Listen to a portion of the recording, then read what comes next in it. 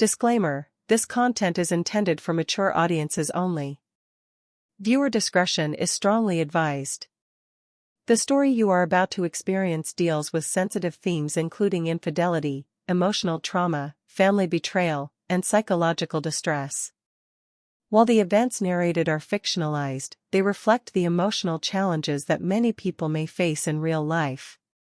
The purpose of this story is not to glorify or promote negative behaviors but to highlight the emotional consequences of broken trust and betrayal within family relationships.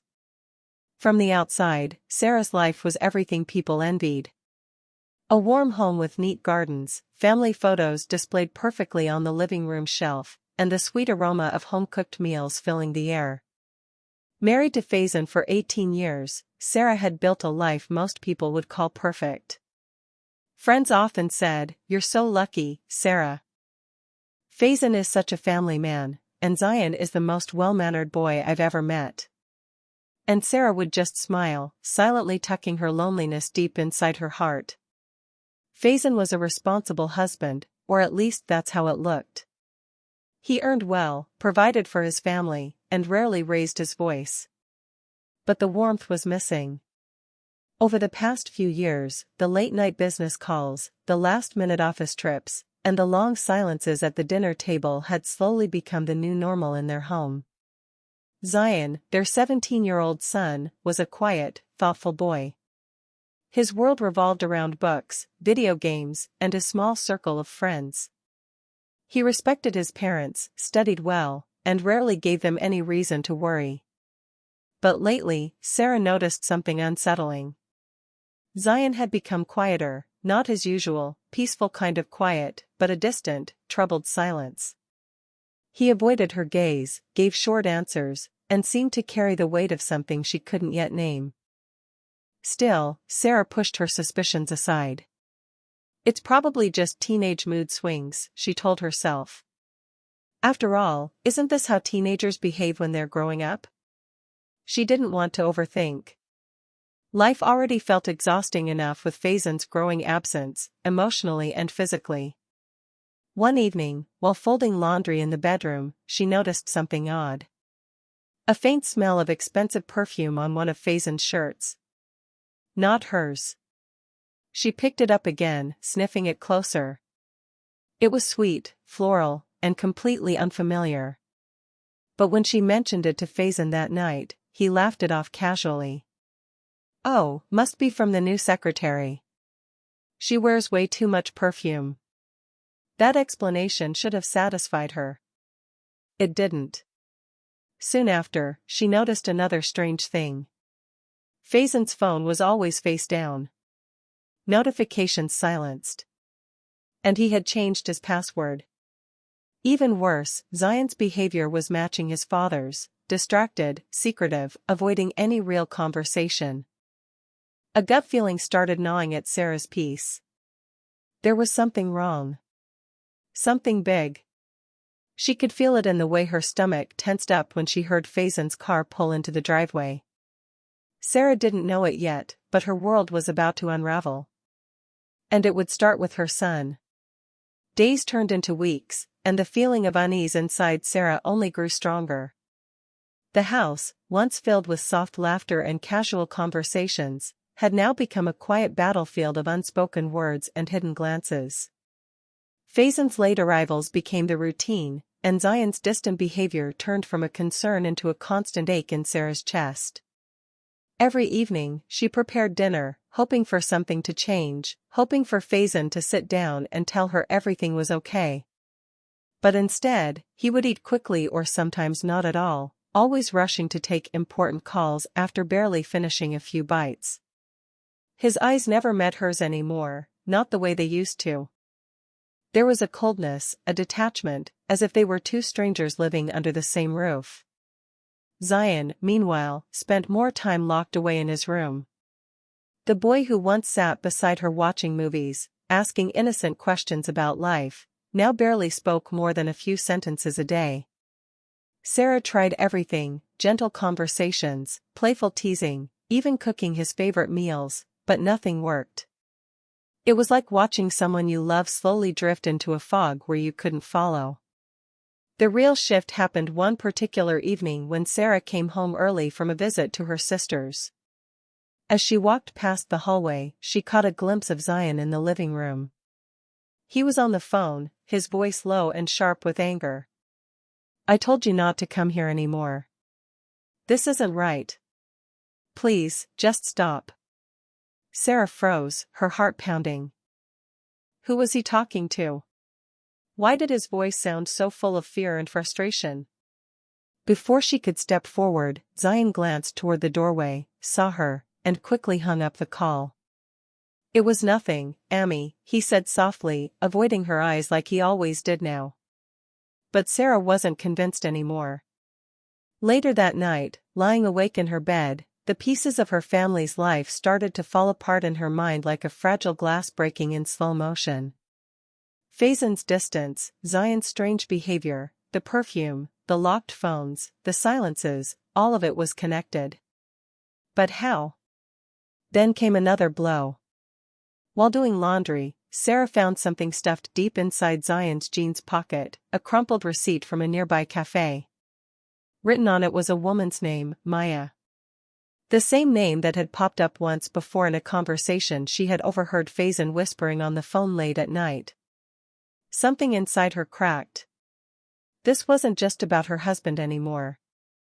Somehow, Zion was tangled up in something dark. Something that didn't fit into their perfect family story. Her instincts told her one thing clearly now: she had to find out the truth. Whatever it was, whoever it involved, Sarah was ready to walk into the storm if that's what it took to save her family. But what she didn't know yet was how far this betrayal would go, or how deeply it would cut. It was a quiet Thursday afternoon when everything changed.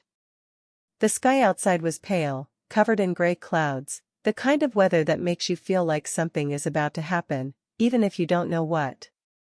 Sarah hadn't planned to come home early that day. She had gone out to buy groceries, but halfway through the market, something pushed her to return home. A strange restlessness. A mother's instinct, perhaps.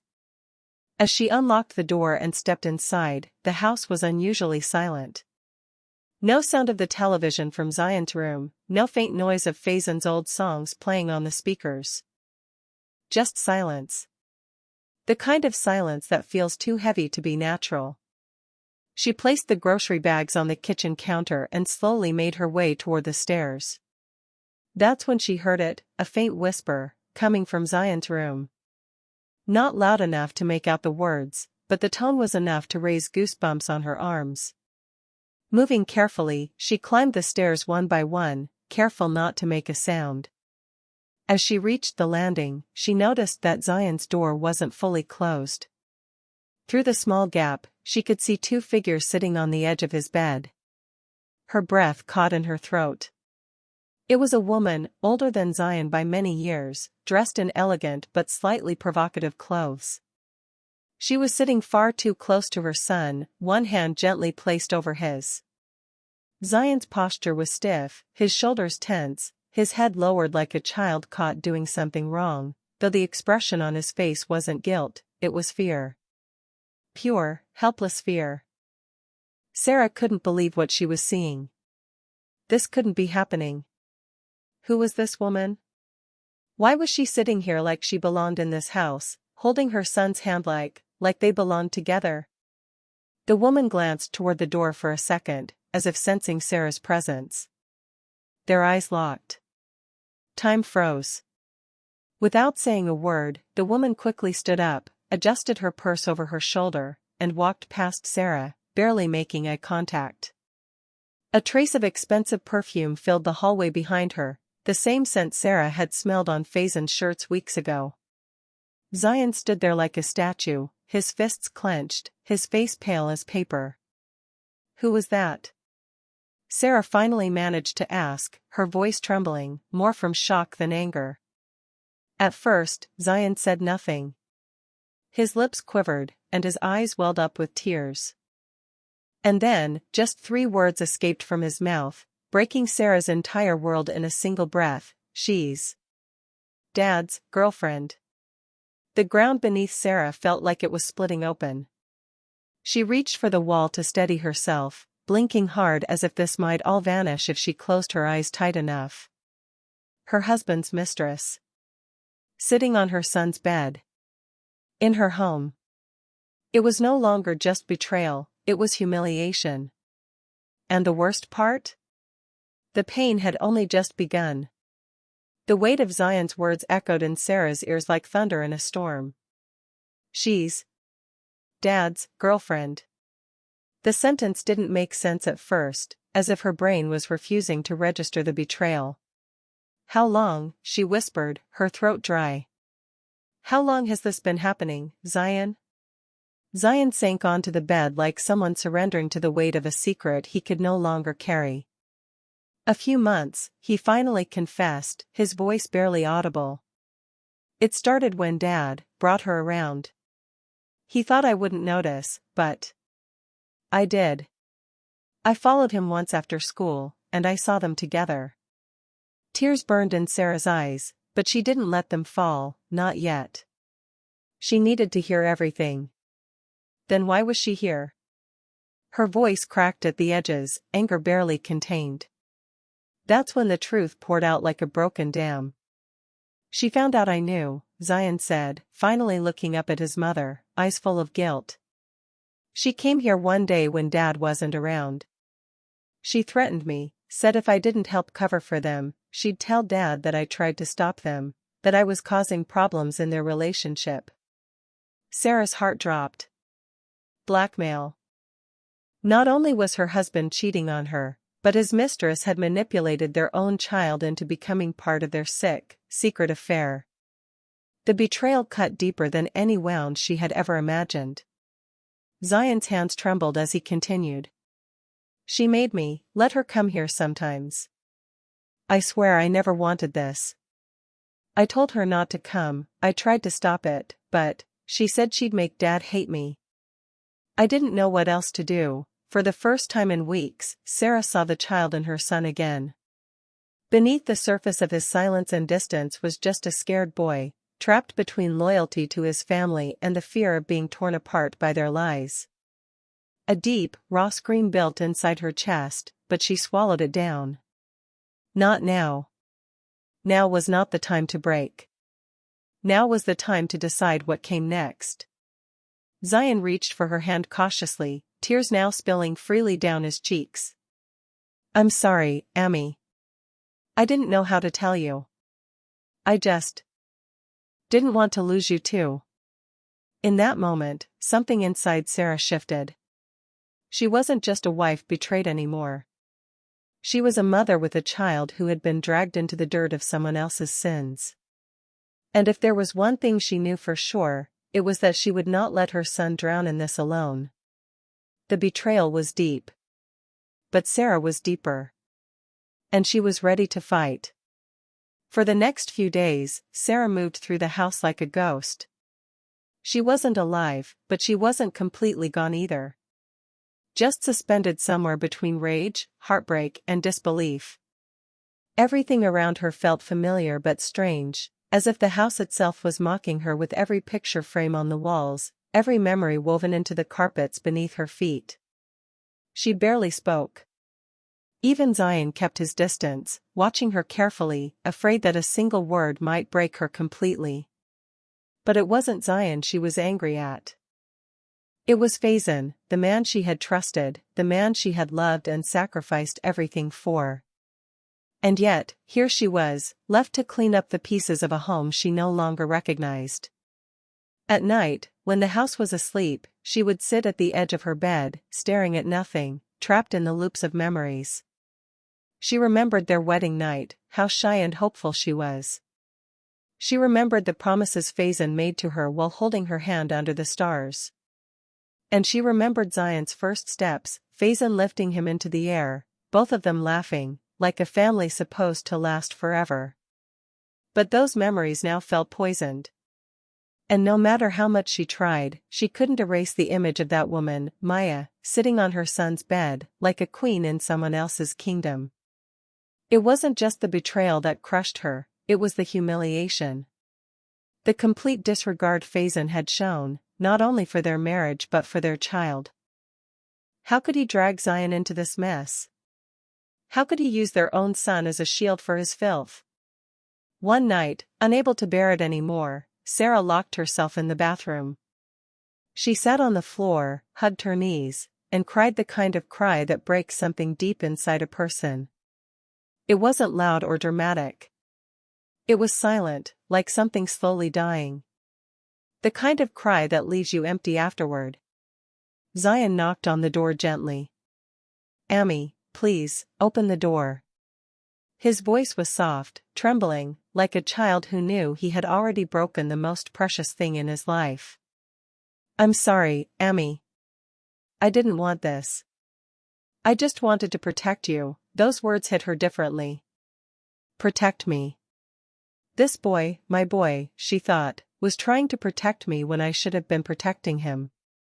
Wiping her tears roughly with the sleeve of her shirt, Sarah opened the door. Zion stood there, his face pale and red-eyed from crying. Without thinking, she reached forward and pulled him into her arms.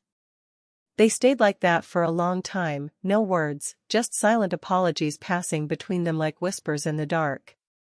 For the first time, Sarah realized something important. Faison may have broken her as a wife, but she was still a mother. And now, that role mattered more than anything else in the world. Whatever was going to happen next, she wouldn't let Zion stand alone again. The next morning, Sarah stood in front of the bathroom mirror, staring at herself. Her eyes were swollen, her face pale, but beneath that fragile exterior was something new, something fierce. The tears had washed away the helplessness. What remained now was resolve. She wasn't going to hide anymore. She wasn't going to let this betrayal grow like a disease inside her home. It ends today. That evening, Faison came home like he always did, late, tired, distracted. He placed his keys on the shelf and called out casually, "I'm home," like everything was perfect. "What are you talking about?" Sarah took a step closer, her eyes locked onto his like two blades meeting in battle. "Don't lie. I saw her. I saw her here. Sitting on our son's bed." Faison's face twisted with shock. "What? Here? That's not possible," Zion finally spoke, his voice steady but cold. "I let her in, because she threatened me. Because your girlfriend blackmailed your own son, Baba." For the first time, Sarah saw it, the mask Faison wore cracking right in front of them. His lies, his secrets, his arrogance, all of it crumbling in the face of two people he had never expected to stand together against him.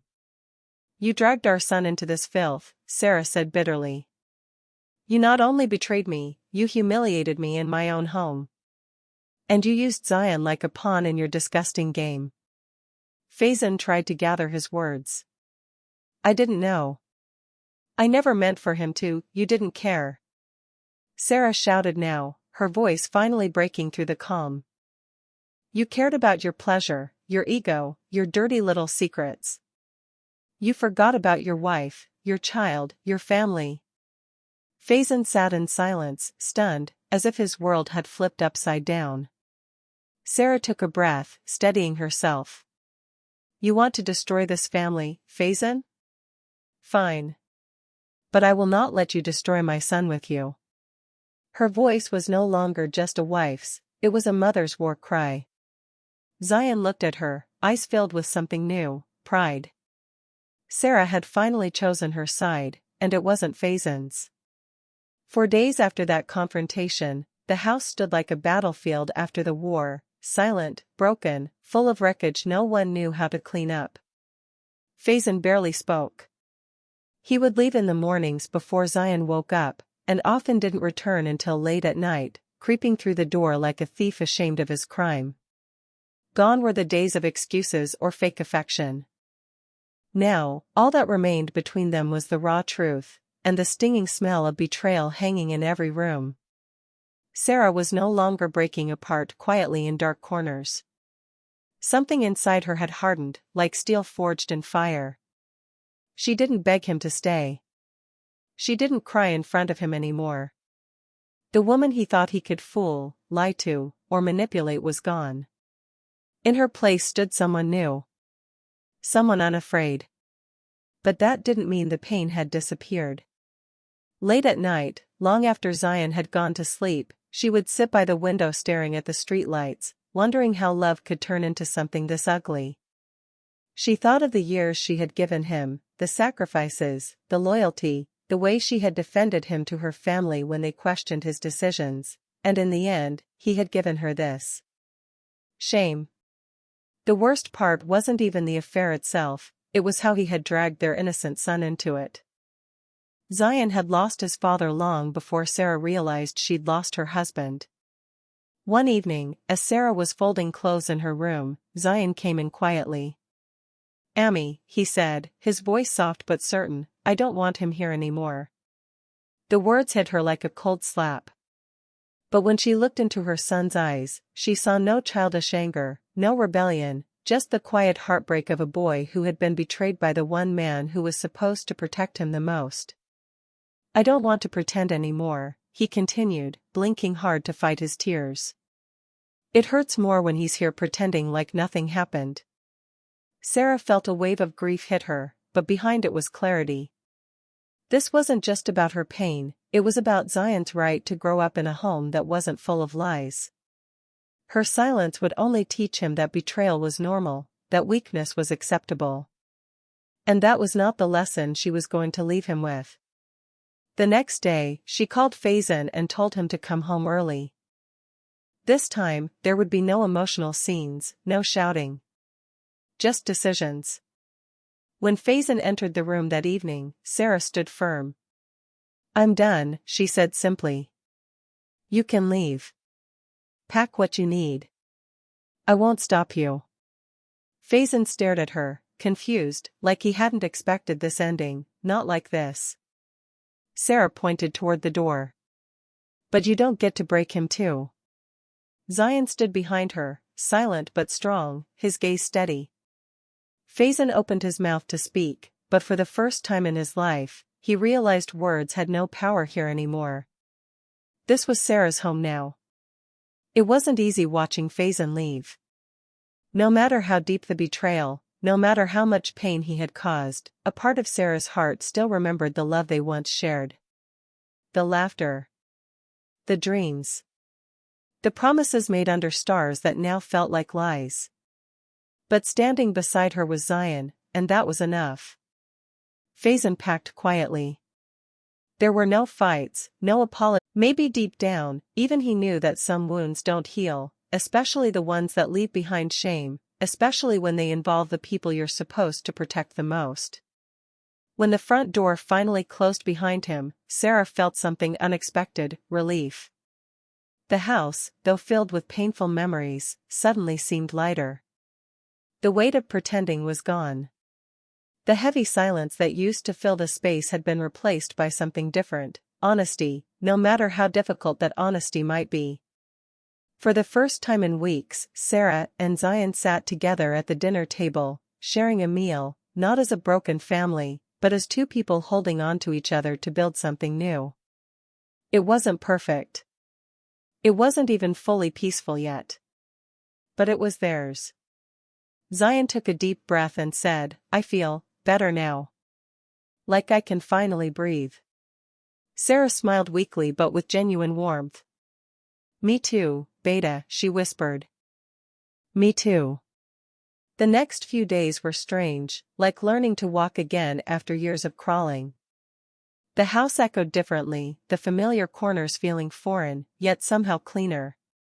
Sarah began focusing on small things, fixing the leaky kitchen tap, changing the old curtains, rearranging the living room. These little acts were not just chores, they were acts of taking back her life, piece by piece. Zion returned to his school routines, slowly finding his smile again, though it was still fragile, still healing. His relationship with his father? Distant now.